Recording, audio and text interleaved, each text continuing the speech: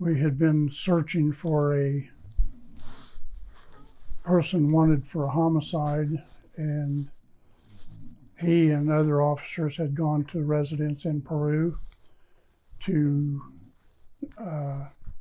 check, see if he was there. They had information that he was there.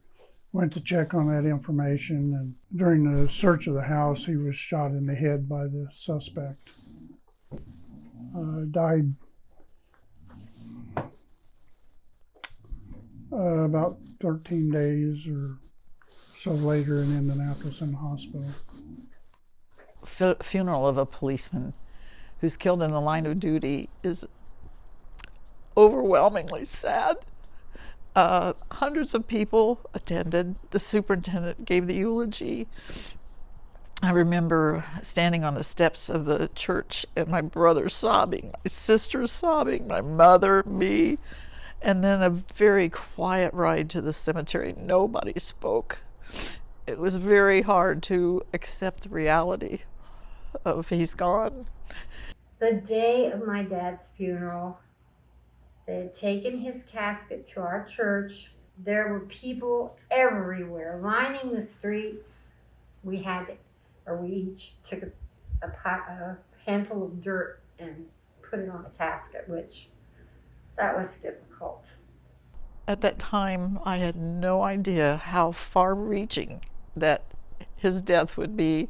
It just is horrendous to see the effect that some event like that can have on another person's life. For David, he lost the center of his life, and there was nobody to help him.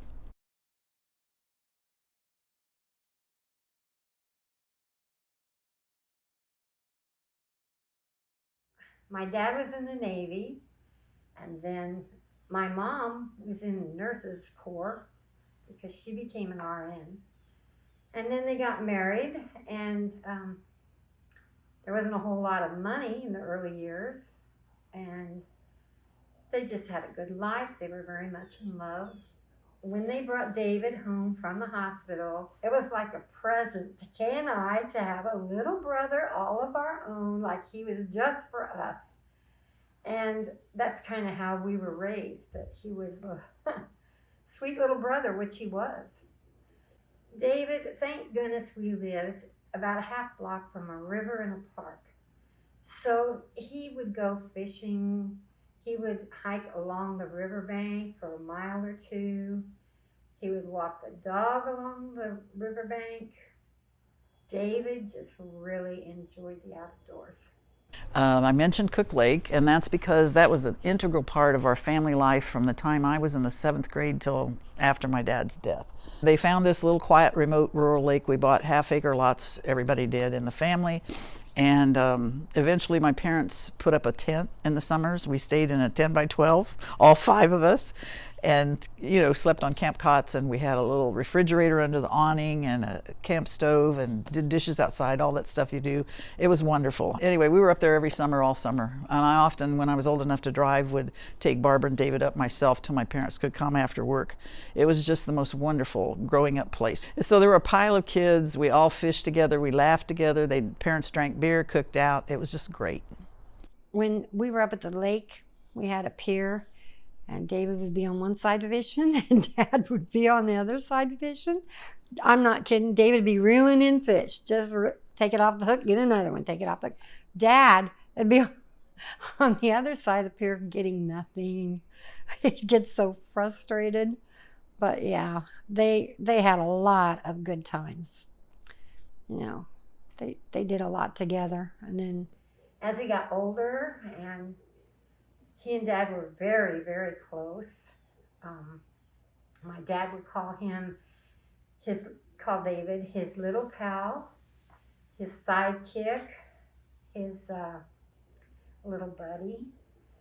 And they did a lot together. And then when David got, closer to 16, he would ride with my dad sometimes when he was on duty.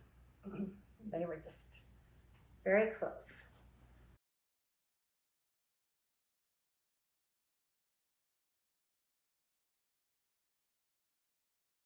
At the immediate time of my father's death, we were back at the house and David disappeared. And for days, 3 days, I believe it was, he holed up along the banks of the Eel River. We didn't know where he was. It was horrifying. There was a point where he left as if to be alone, and Maureen, my cousin, where he was staying, we went looking for David, and we'd go along the river and we'd see a fire rather, and it was cold. And then we go see another one and it was cold. Then we see another one and it was warm. We knew we were getting closer to where he was, and we were getting farther from home because we'd gone probably a good mile. So we went back, and one of the state troopers went and found David and took him back home. And David does not remember that. I still remember David requesting to go to see where his dad was killed, and it was a very strange feeling walking up the steps, because my Uncle Glenn was walking up the steps and the murderer put a gun through a hole that he made in the wall and shot him. A couple times David and I would be out driving around, and he wanted to go to his dad's grave, and it was at night. Both times, it happened twice. David went and parked, and then he got out of the car and went to the tombstone there and got down on his knees, and I didn't get out of the car, but twice we went there.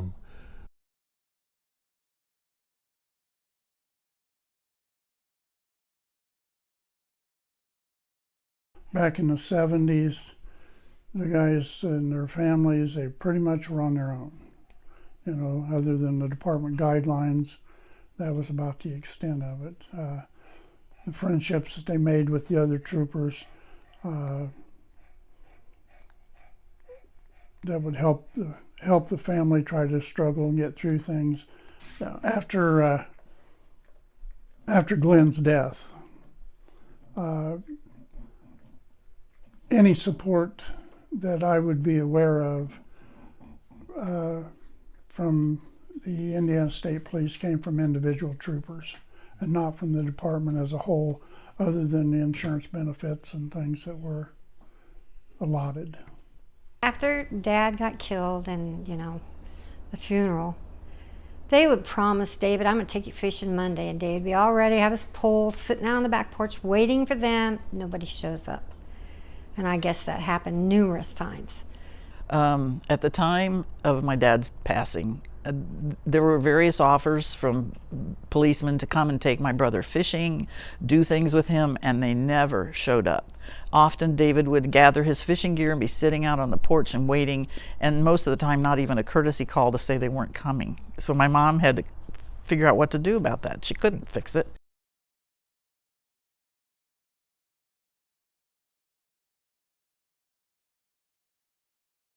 My feelings on that was that Martha sent David to Culver the very next year, was so that he was out of the house and out of her way, so that she didn't have to think about him or deal with him. And I'm thinking that Martha even went up to Culver as a nurse up there or assistant up there at that time. But then the next year, David was enrolled up at Howe, which was quite a bit further away. And I think it was so that Martha didn't have to deal with him. I didn't really like him being at Howe Military. It kind of like took him away from me and how I would say I was sad that he wasn't in my life as much anymore. And then, he graduated, and I think he graduated before I did. We just were, after he went to Howe, that was like our separation.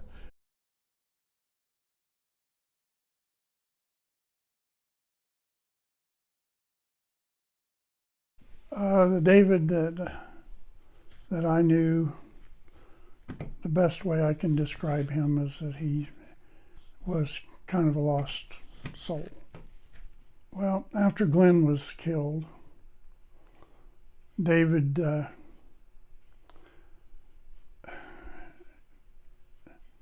he seemed to lose some of his direction. He graduated from school, he went on to the Navy, but he still didn't have that father figure to speak to, lean on. However, he was just kind of lost at times about his direction. Even though he did, like I said, David did good with graduating from school, going on into the Navy, completing his tour in the Navy. He still didn't have that one person that he needed to give him or help him with his directions and keep him down stable with what he needed. When my dad was killed, it seemed like my brother just did a big U-turn out of life. He was very quiet, very sullen, pale, withdrawn, and it didn't just quit at a point not long after. It went on, and over time of his life, or the time during his life, I have realized that to me, David's life, he just sort of started down into a canyon or descent of grief and doesn't realize it yet today, of depression. It's just sort of like the walls of a Grand Canyon closed in on him and his life. He just couldn't get back out of it. And he never understood the need for help, the value of help. He's been angry with all the women in his life, including me, and my mother most of all. It's really sad. And it was not like that for him before my dad died. My dad's death was just like a crater, and David fell into that crater. If my dad were here today and would observe, it wouldn't have happened if he was here, first of all, but if he were to somehow be back on earth and see this, he would be appalled and sad and upset and angry and a lot of awful emotions. It would be very hard for him. He would have never, in his wildest dreams, thought of David doing any of the things that happened along the way, ever.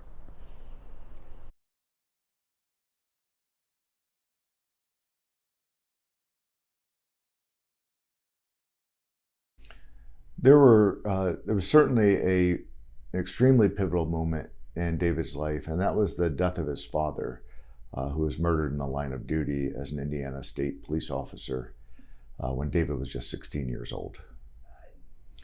So before David's dad died, he was described as a cute, fun, enjoyable kid.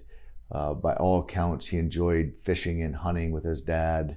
They worked on lawnmowers together. As David described it, he did dad stuff with him. So before his dad's death, there was really nothing remarkably unusual about his functioning. Yeah, so David described the family dynamics before his dad's death as saying, Mom had her 2 daughters and Dad had his son, which was, as he elaborated on that, was illustrating the family dynamic that he was really spent a lot of his time with Dad doing guy things that dads and sons do, and Mom was more focused on the daughters. So after his dad died, there really was no one there to fill that void. As I learned through him and other sources, he went to summer school that summer. He ended up going to military training academy for the rest of his high school years. So he had other people in his life, but nobody that filled the dad role for him. Yeah, so separation from family is important for several reasons, or can be problematic for several reasons. One is someone like David, who's developing a major depressive disorder, isolation or lack of social support is a risk factor for repeated episodes of depression or more severe depression. So that's one thing. He didn't have the support he really needed as a 16-year-old immediately after his father's death. His dad dies in April, and then that summer he sent off to summer school, and in the following year removed from the community school he was going to and put in a private school away from home. He wasn't taking family vacations the way they used to. So he didn't have the social support, which is what you would want for somebody who's lost an important figure in their life, especially to a violent death like his dad did. In normal bereavement or normal grief, we're probably all familiar with that. Anybody can experience that. Most people do experience it when they have a loss. But in complicated grief or complicated bereavement, it goes beyond what would normally be expected through your cultural norms. And that's what David experienced. To this day, his sister will say he's not over his father's loss. And I would agree with that. When I evaluated David, it was clear to me that he continued to have issues as it related to his father's loss and how he moved on or didn't from that. And that would be complicated grief or complicated bereavement if he eventually got over it. Actually, David's evolved into a recurrent major depressive disorder, which is obviously a clinically diagnosable depressive disorder. A major depressive disorder, an individual has difficulty getting out of bed. It was noted that David came home from the military and for a couple months isolated to his bedroom with the shades down and didn't associate with anybody. They feel sad. They become suicidal. David was in fact psychiatrically hospitalized because he was threatening suicide. And then his emergency commitment was extended because he was considered not safe to leave the hospital immediately. So those are the types of things you see in somebody who develops a major depressive disorder. Yeah, so displaced anger, the best way to think about it is someone who's feeling an emotion, perhaps anger, perhaps some other emotion, and they express it as anger toward somebody who's really not the origin of their anger, not responsible for their anger.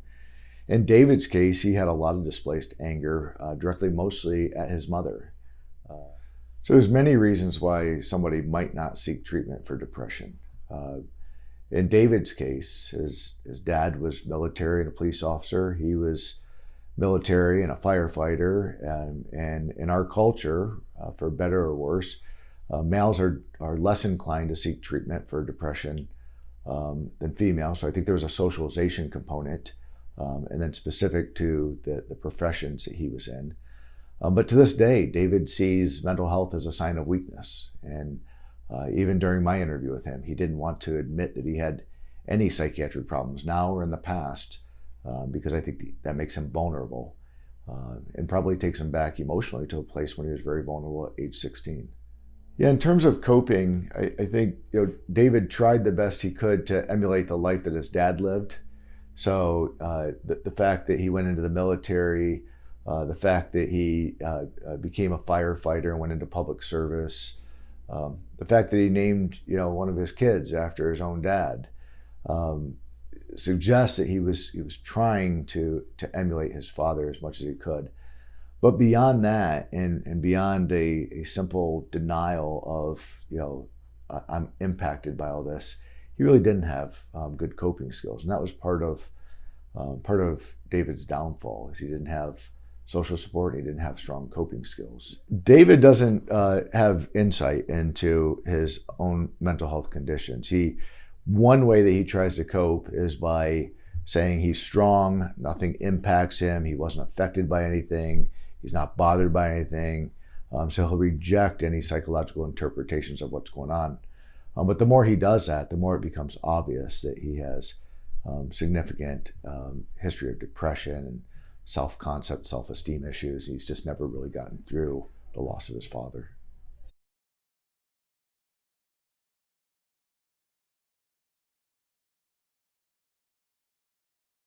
In my morning prayer this morning, I prayed for the governor of Missouri that he would make the best decision that he could make.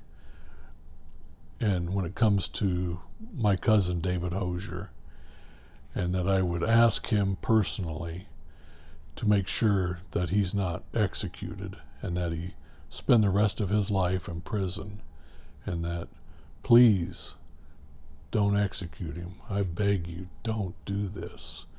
I prayed that this would reach the governor and that he would get my plea for David.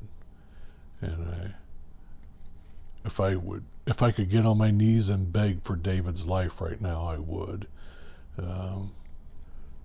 because his life is precious to me. As my friend, that's what I would hope for David, is that they would grant him the clemency and not execute him.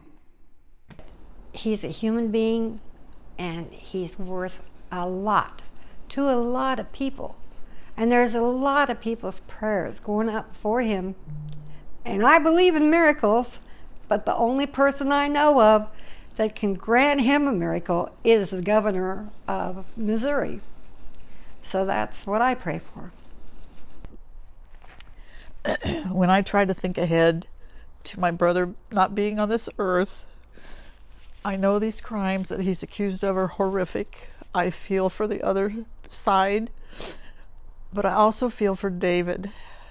His life, it was taken away from him at a very early age. No help, no support to cope with what life kept throwing his way. And I really feel like he has some kind of underlying emotional factor that I don't have, maybe. I don't know whether he's also emotionally ill.